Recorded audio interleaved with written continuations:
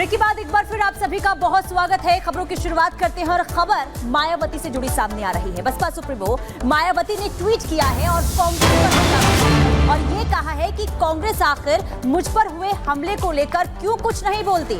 उन्होंने 1995 पर हुए हमले का जिक्र करते हुए कहा कि सपा ने 1995 में मुझ पर जानलेवा हमला कराया था, लेकिन कांग्रेस जो है अब तक इस पर कुछ नहीं बोलती है। तत्कालीन कांग्रेस सरकार ने दायित्व नहीं निभाया था। बीएसपी हमेशा से जातीय जनगणना के पक्ष में है, ये भी मायावती ने ट्वीट के जरिए कहा है। उन्होंने कहा कि जातीय जनगणना के बाद कांग्रेस हक दिला पाएगी क्या कांग्रेस एससी, एसटी, ओबीसी को सही हक दिला पाएगी, ये कहा गया है मायावती की तरफ से, जहां उन्होंने कांग्रेस पर हमला बोला ही और साथ ही साथ देखिए लगातार जातीय जनगणना को लेकर जो विवाद बना हुआ है उस पर भी बोलती हुई मायावती नजर आई।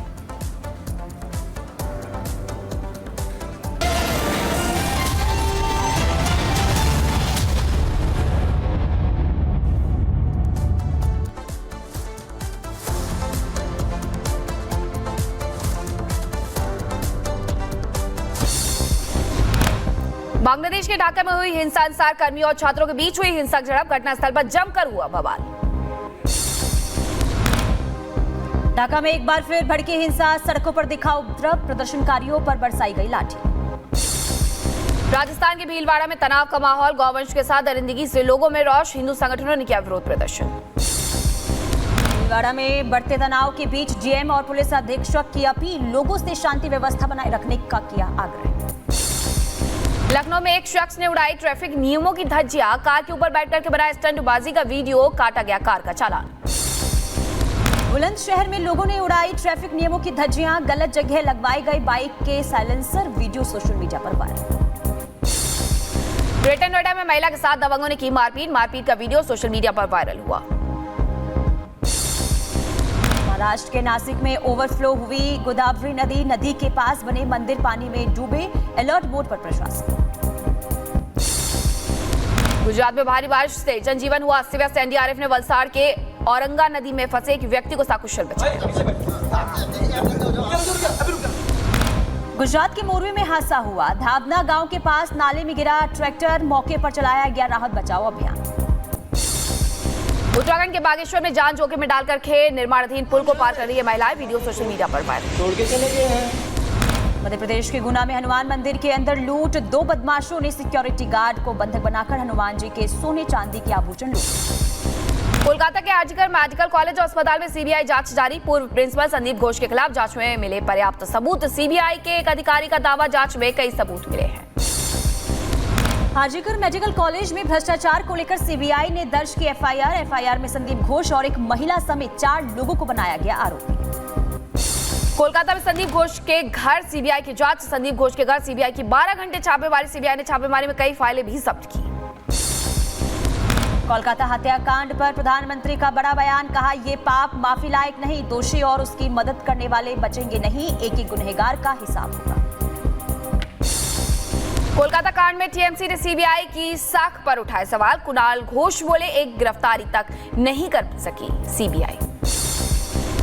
और का जो रेप केस है, मर्डर केस है, वो तो तुरंत सॉल्व होना चाहिए। एक अरेस्ट वो भी कलकत्ता पुलिस ने किया है, सीबीआई क्या कर रहा है?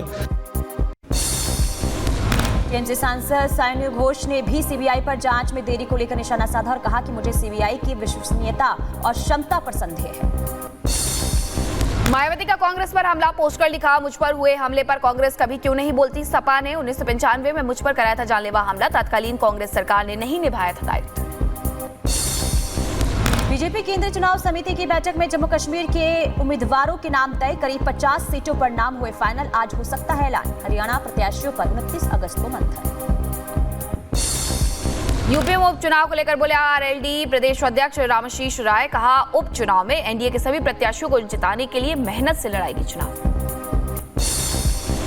महाराष्ट्र कांग्रेस के दिग्गज नेता वसंत चव्हाण का निधन, लंबे समय से चल रहे थे बीमार, नांदेड़ में किया जाएगा चव्हाण का अंतिम संस्कार। जम्मू कश्मीर विधानसभा चुनाव के लिए आपने जारी की उम्मीदवारों की पहली लिस्ट, 7 उम्मीदवारों के नामों की घोषणा की गई।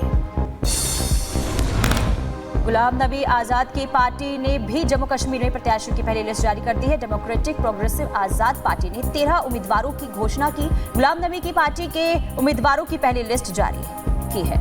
तो चुनावों की लिस्ट देखिए जारी कर दी गई है। और इसी बीच बड़ी खबर सामने आ रही है। रूस में 9/11 जैसा हमला एक बार फिर से हुआ है। ये इस वक्त की बड़ी और अहम खबर सामने आ रही है। रूस के सारातोव ड्रोन के जरिए देखिए ये हमला हुआ है।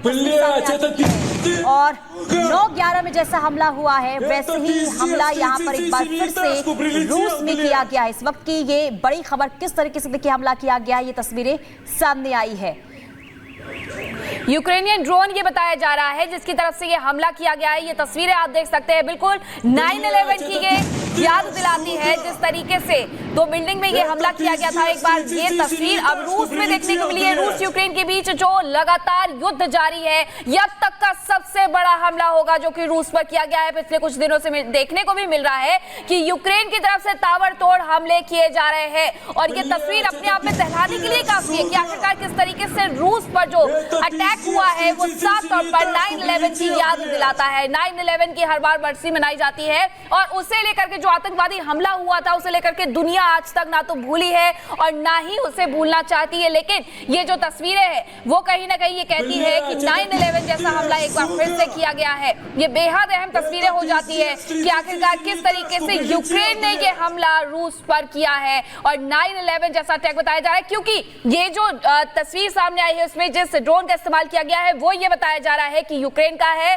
और रूस के सारातोव में ये हमला किया गया है।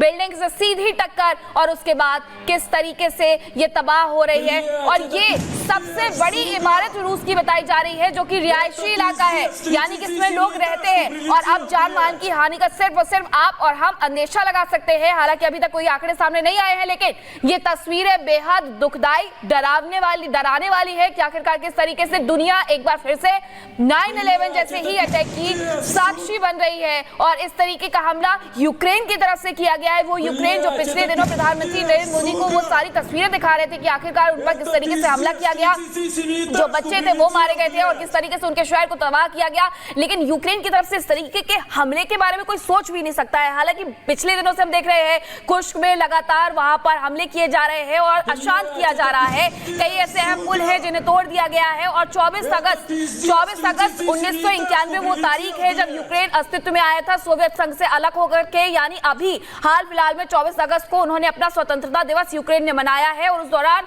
जेलेंस्की की तरफ से जो मजाक किया गया था उससे पुतिन कहीं ना कहीं नाराज नजर आ रहे थे और ऐसे में अटैक और शुरू हो गए थे। लेकिन रूस पर जो ये अटैक यूक्रेन ने किया है, यूक्रेन ने जो ये ड्रोन अटैक किया है, वो काफी चौंकाने वाला है कि क्या यूक्रेन इस तरीके का कोई कदम उठा सकता है, क्योंकि जो ड्रोन है वो यूक्रेन का है। ऐसे में माना जा रहा है कि ये हमला यूक्रेन की तरफ से किया गया है।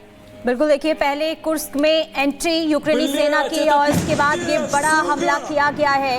और आपको बता दें कि किस तरीके से इस वक्त रूस जो है दहल उठा है, ये आप देख सकते हैं। बड़ा ये हमला इसलिए भी माना जा रहा है क्योंकि लगातार देखिए ताबड़तोड़ हमले जो है दोनों ही तरफ से हो रहे थे। पहले यूक्रेनी सेना ने कुर्स्क में एंट्री ली थी और इसके बाद से ही रूस की सेना की तरफ से भी लगातार यूक्रेनी सेना पर हमले किए जा रहे थे, मिसाइलें दागी जा रही थी। और इसी बीच ये बड़ा हमला किया गया है यूक्रेन की तरफ से रूस में। ये सबसे बड़ा हमला इसलिए भी क्योंकि देखिए ऐसे ही तस्वीर 9 सितंबर 2001 को सामने आई थी, अमेरिका से सामने आई थी, जब एक बड़ी सी इमारत पर हमला किया गया था। और ऐसे ही देखिए एक बार फिर से ये हमला हुआ है और रूस की तरफ से आपको बता दें कि रूस में ये हमला किया गया है यूक्रेन की तरफ से। और किस तरीके से देखिए यहाँ पर स्थिति बनी हुई, क्या मंजर बना हुआ है। हालांकि अभी तक आंकड़े सामने नहीं आए हैं कि आखिर कितनी क्षति हुई है, लेकिन ये तस्वीर डराती है और एक बार फिर से 9/11 के हमले को याद दिलाती है।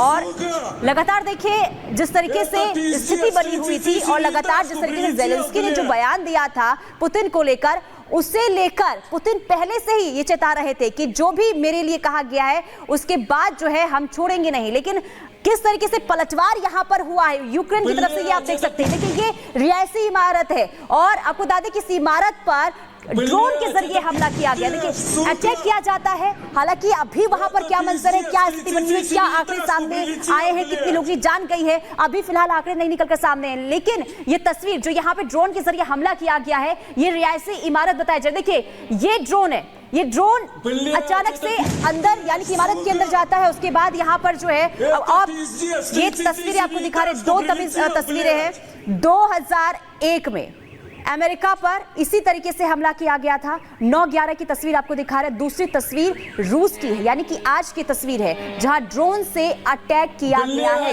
यानी कि भले ही आपको बता दें कि तारीख अलग हो, साल अलग हो, लेकिन हमले का तरीका एक जैसा ही निकलकर सामने आया है। और उस वक्त आपको बता दें कि हजारों लोगों की जान चली गई थी जब 9/11 में ये अटैक किया गया था अमेरिका पर। और आज देखिए रूस में ये अटैक हुआ है और ड्रोन अटैक किया गया है। रूस यूक्रेन की तरफ से ये अटैक किया गया है। और आपको बता दें कि इस वक्त जो है स्थिति वहां पर काफी दयनीय बनी हुई है।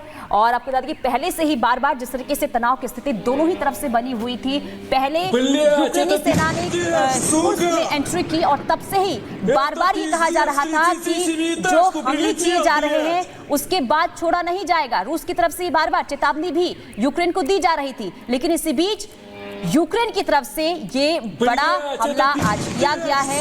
रूस पर ये बड़ा हमला किया गया, इसके बाद स्थिति जो है काफी तनावपूर्ण बन सकती है और इसके बाद कुछ और बड़ा हो सकता है। तो ये दो तस्वीरें आपको दिखा रहे हैं। पहली तस्वीर आपको अमेरिका पर 9/11 अटैक की याद दिलाती है और ये वही तस्वीरें हैं वर्ल्ड ट्रेड सेंटर जहां 2 बिल्डिंग को इस तरीके से धराशायी किया गया था, पूरी तरीके से ये नेस्तनाबूद हो गई थी। और आज की जो ये तस्वीर सामने आई है वो रूस की है, जहां आज रूस पर यूक्रेनी ड्रोन के द्वारा ये अटैक किया गया है। रिहायशी बिल्डिंग जो कि सबसे बड़ी बताई जा रही है सारतोव की, और उस पर ये ड्रोन अटैक किया गया है। और दूसरी तस्वीर वर्ल्ड ट्रेड सेंटर की है, न्यूयॉर्क की, जहां ने इसे निशाना बनाया था और उस हमले में करीब 3000 लोगों की जान चली गई थी। लेकिन रूस की तस्वीरें भी बेहद डराने वाली हैं।